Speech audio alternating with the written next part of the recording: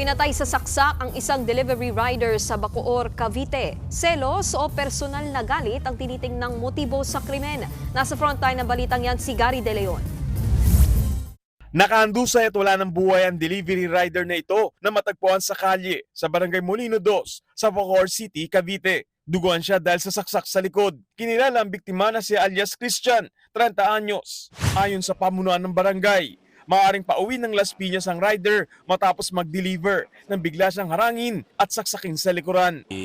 Nireport lang sa amin nung tanod na nakatira dun sa lugar na pinangyarihan na meron ngang sinaksak na grab driver na doon galing. Hindi niya rin alam kung yun nag-deliver lang o ano. Tapos may humabol na lalaki.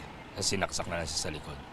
Maaari raw selos o personal na galit ang dahilan ng pagpatay sa rider. Wala kasing nawala sa kanyang mga gamit. Hindi rin natangay ang motorsiklo ng rider. Sabi nga ho dun sa mga kasamahan na grab, baka raw sa babae daw po.